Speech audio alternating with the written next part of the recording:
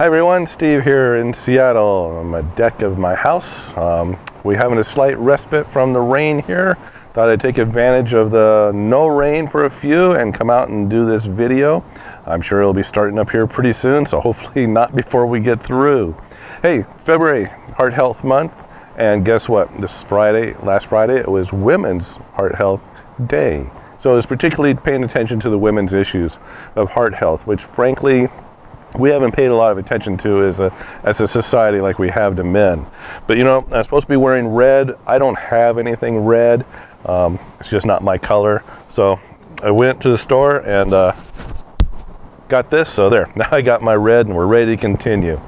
So anyway, women's heart health issues are similar to men's, but they are very different. And I went to the CDC's site, got some information, and this is one time I'm going to actually look at my notes here because it's kind of important. Don't want to say anything wrong, but also, most importantly, I don't want to leave anything that's really important out. So I'm going to start with some myths, okay? We have a lot of myths about heart disease in women.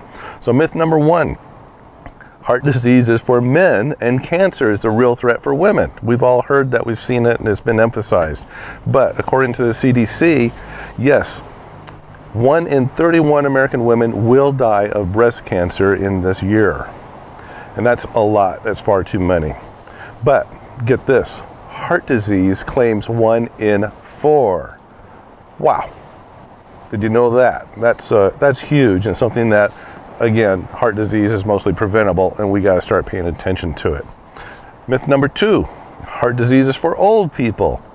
Well, it's true that, risk goes up. But for younger women, the combination of birth control pills and smoking and bad lifestyle habits, like eating, that risk accounts for an extra 20% risk in developing heart disease long before they should.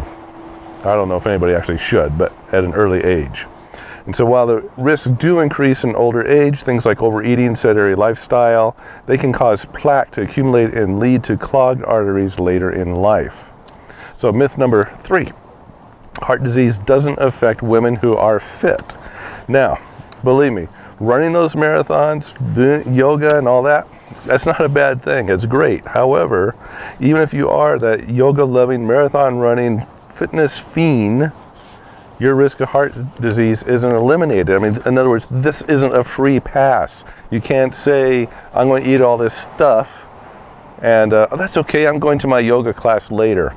It doesn't quite work that way. And that's number 4. Here it is. I don't have any symptoms.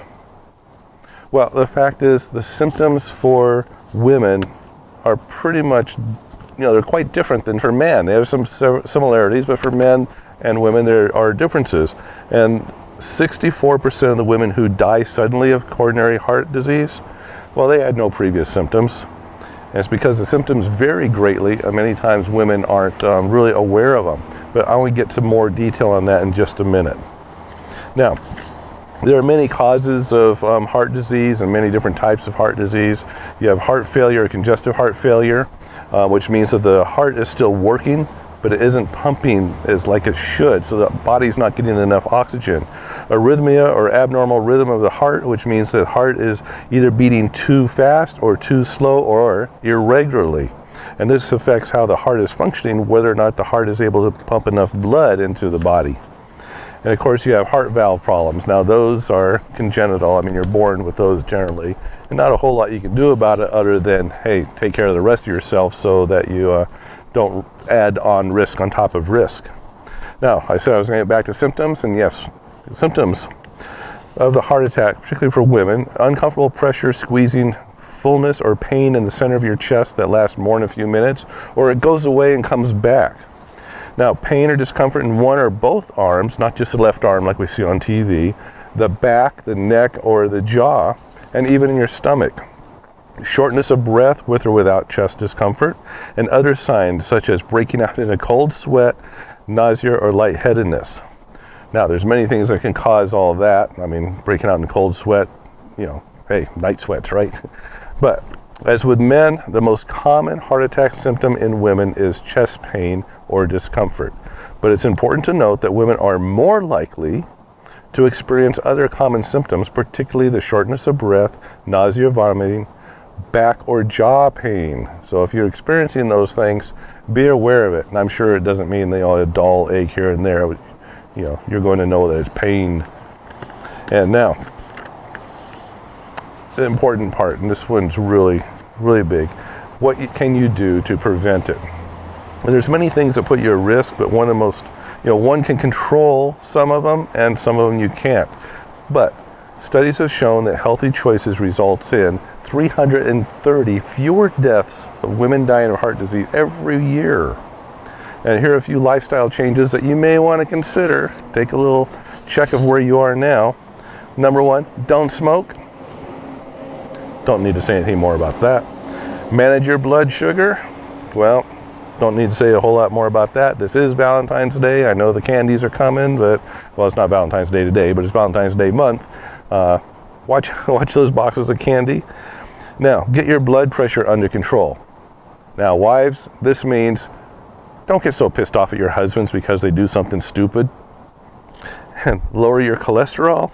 Knowing your family history can also be important.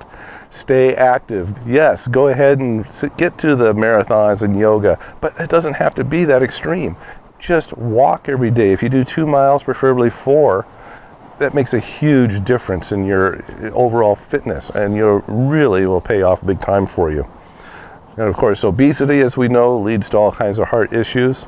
So, if you do need to lose some pounds, get yourself to a healthy weight, and then eat healthy. So this is extremely important, and it's one of the things that we actually can control 100%. Look at what you're eating. Look at what the balance is. And along with that, and according to the CDC, supplements. And frankly, people, right here, Shaklee Vitalizer. And this one happens to be the Vitalizer for women. Independent study done by the Nutrition School in Berkeley. They did a huge peer-reviewed study that went across thousands and thousands of people. They divided up into 3 groups. One first group was people who took no supplements at all. The second group was people who took supplements. And the third group was people who took Shaklee supplements. And the result of this study showed that those with the Shaklee supplements had a markedly better health profile, particularly in those markers that indicate heart health. So when you're looking at keeping your body fit, the exercise, eating right, and supplements, you can't do better than going with the Shaklee. And Shaklee, along with the Vitalizer, if there's something going on now, well, they have the heart health line to help you tackle those problems as well.